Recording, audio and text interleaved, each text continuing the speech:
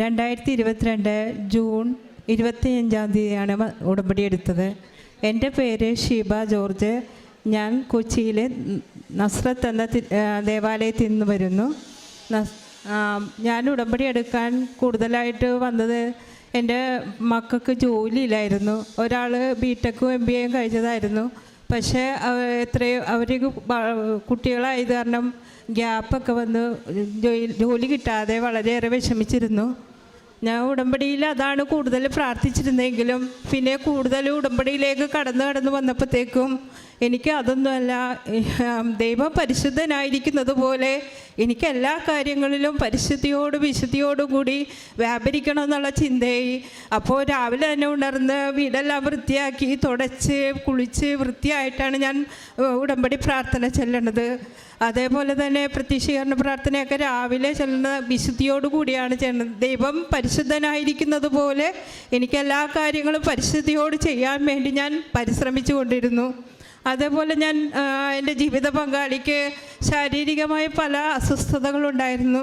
ഞാൻ ഉടമ്പടിയിൽ അത് എന്താണെന്ന് മനസ്സിലാക്കി തരണേ എന്ന് പ്രാർത്ഥിച്ചതിൻ്റെ ഫലമായി എൻ്റെ ജീവിത പങ്കാളിക്ക് 2 വലിയ സ്റ്റോൺ ഉണ്ട്. സ്കാനിങ്ങിൽ പറഞ്ഞ് ഈ സ്റ്റോൺ കഴിഞ്ഞിട്ട് വേറൊരു ഓപ്പറേഷനും കൂടി ചെയ്യണമെന്ന് പറഞ്ഞ്. അപ്പം ഞാൻ ആദ്യത്തെ ഓപ്പറേഷൻ തന്നെ വളരെയേറെ വിഷമിച്ചിരുന്നു.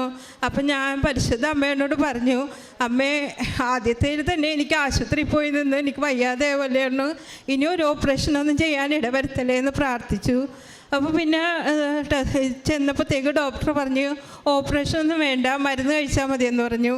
പിന്നെയും കുറേ ദിവസങ്ങൾ 1 വർഷം കഴിഞ്ഞപ്പോഴത്തേക്കും പിന്നെ ഇത് വന്നപ്പോഴത്തേക്കും ലൂർദിൽ പോയി ടെസ്റ്റ് ചെയ്തപ്പോൾ നേരത്തെ ഉണ്ടായിരുന്ന തടിപ്പൊന്നുമില്ല, ക്യാൻസറിൻ്റെ ഒരു ഇതുമല്ല, എല്ലാം നോർമലാണെന്ന് പറഞ്ഞു.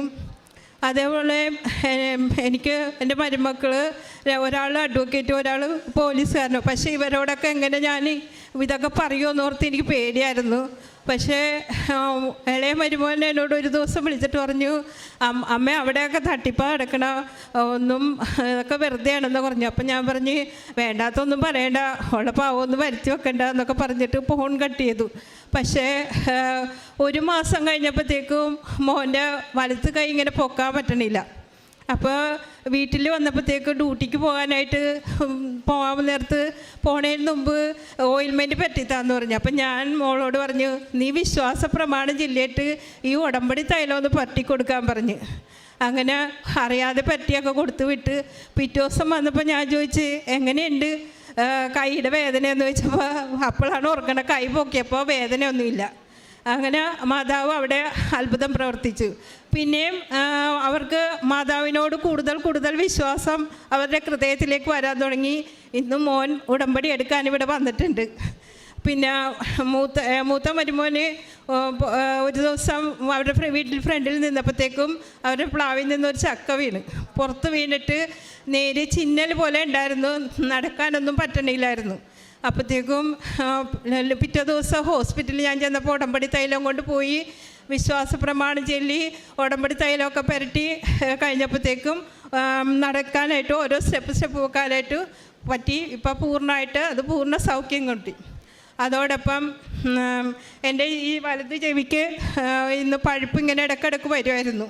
അപ്പം ഞാൻ അമ്മേനോട് പറയാം, അമ്മ എനിക്ക് ആൾക്കാരുടെയൊക്കെ മുമ്പ് നിൽക്കുമ്പോൾ ഇങ്ങനെ വെള്ളം പോലെ വരുന്നത് എനിക്ക് ഇതാവണമ്മേ എന്ന് ഞാൻ പറഞ്ഞു. അവിടെ എല്ലാ ദിവസവും രാവിലെ കുളിച്ച് കഴിയുമ്പോൾ ഉടമ്പടി തൈലം വിശ്വാസ പ്രമാണം ചൊല്ലി ഞാൻ ചവിട്ടിൽ വെച്ച് പ്രാർത്ഥിക്കുമായിരുന്നു. അങ്ങനെ ഇപ്പോൾ ആ അസുഖം എന്നെ പൂർണ്ണമായിട്ട് മാറ്റി. പിന്നെ എൻ്റെ ആങ്ങളുടെ മോളുടെ കല്യാണം കഴിഞ്ഞിട്ട് 2 വർഷമായി കുട്ടികളില്ലായിരുന്നു. അപ്പോൾ ഞാൻ ഉടമ്പടിയിൽ അത് വെച്ചു. അമ്മ എൻ്റെ ആങ്ങളുടെ മോക്കും എൻ്റെ ഇളയ മോക്ക് 2ാമതും കുഞ്ഞിനെ നൽകി അമ്മ അനുഗ്രഹിച്ചു. പിന്നെ എൻ്റെ പ്രാർത്ഥനാ ജീവിതം, ഞാനൊരു മതാധ്യാപികയാണ്. അപ്പോൾ കുഞ്ഞുങ്ങൾക്ക് ഈശോയെക്കുറിച്ച് ഇപ്പോൾ വചനത്തിലൂടെ ആഴമായി പറഞ്ഞു കൊടുക്കാൻ സാധിക്കുന്നുണ്ട്. അവർ എല്ലാ കാര്യങ്ങളും ഈശോ കാണുന്നുണ്ട് എന്നുള്ള ബോധ്യത്തിൽ അവരെ പഠിപ്പിക്കുവാനായിട്ട് സാധിക്കുന്നുണ്ട്. അതോടൊപ്പം തന്നെ എപ്പോഴും ഈ പരിശുദ്ധ കുർബാനയിൽ ഏറ്റവും മുൻതൂക്കം കൊടുത്ത് പ്രാർത്ഥിക്കാനും, അതോടൊപ്പം എൻ്റെ ജീവിത പങ്കാളി എല്ലാ ദിവസവും ഒന്നും പരിശുദ്ധ കുർബാനയിൽ പോകില്ല. പക്ഷെ ഞാൻ പറഞ്ഞില്ല. പിന്നെ തനിയെ ഇപ്പം എല്ലാ ദിവസവും പരിശുദ്ധ കുർബാനയിൽ ഞാൻ പറയാതെ തന്നെ എല്ലാ ദിവസവും പോകുന്നുണ്ട്. ഞങ്ങളുടെ വീട്ടിൽ എല്ലാം മാതാവിൻ്റെ സാന്നിധ്യം എപ്പോഴും ഉണ്ട്. അതേ ഒരു ദിവസം ക്രിസ്മസിന് നക്ഷത്രമൊക്കെ ഇട്ട് അവിടെ ലൈനൊക്കെ എന്തോ ഇതായിട്ട് കിടന്നു. മോള് തേക്കാൻ പോയി, പെട്ടെന്ന് ഷോക്ക് അടിച്ച്. ഞങ്ങളൊന്നും എല്ലാവരും അടുത്തിപ്പുണ്ട്, പക്ഷെ ആരും അറിയണില്ല. അത് കഴിഞ്ഞ് പെട്ടെന്ന് ഒരു കരച്ചിൽ കേട്ടപ്പോഴാണ് ഞങ്ങൾ നോക്കി. അപ്പോൾ ഞങ്ങൾ നോക്കിയപ്പോൾ ആ മെയിൻ സ്വിച്ചിൻ്റെ ആ കുത്തിയിരിക്കുന്ന ആ ഫ്ലഗിൽ നിന്ന് ആരോ ആ വയറ് ഊരിയിട്ടമാരെ കണ്ടുകൊണ്ട് എൻ്റെ മോള് രക്ഷപ്പെട്ടു. പരിശുദ്ധ അമ്മ അവിടെ ആ സാന്നിധ്യമായിട്ട് ശക്തിയായിട്ട് കടന്ന് എൻ്റെ മോളെ രക്ഷിച്ചു. വലിയ ആപത്തിൽ നിന്നാണ് രക്ഷിച്ചത്.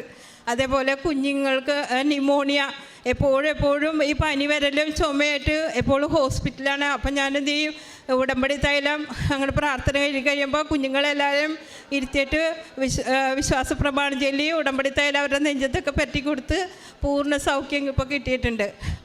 പിന്നെ എല്ലാ കാര്യങ്ങളിലും കാരുണ്യ പ്രവർത്തികൾ ഞാൻ ഈ ഇതിൽ പൊതിച്ചോറ് ഉണ്ടാക്കി കൊടുക്കും ഗവൺമെൻറ് ആശുപത്രികളിൽ.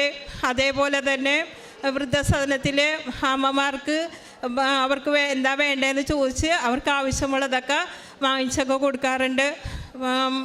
കാണുന്ന എല്ലാവരോടും മാതാവിനെയും ഈശോയെയും കുറിച്ച് എപ്പോഴും ഞാനൊരു ബൊട്ടേക്ക് നടത്തുന്നതാണ്.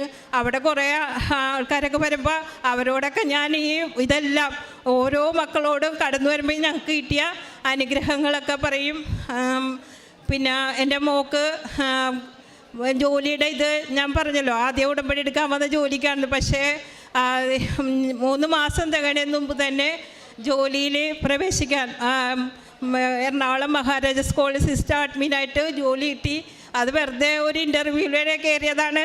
ദൈവം എല്ലാത്തിനും വഴി തെളിച്ച് നമ്മൾ ആദ്യം അവിടുത്തെ രാജ്യം നീതി അന്വേഷിക്കുമ്പോൾ ബാക്കിയെല്ലാം നമുക്ക് ലഭിക്കുമെന്നുള്ള ബോധ്യം പരിശുദ്ധ അമ്മയും പരിശുദ്ധ അമ്മേനോട് എന്ത് ചോദിച്ചാലും നമുക്കെല്ലാവർക്കും നൽകും എന്ന ബോധ്യത്തിൽ ഞാനൊരു സാക്ഷ്യം നിർത്തുന്നു.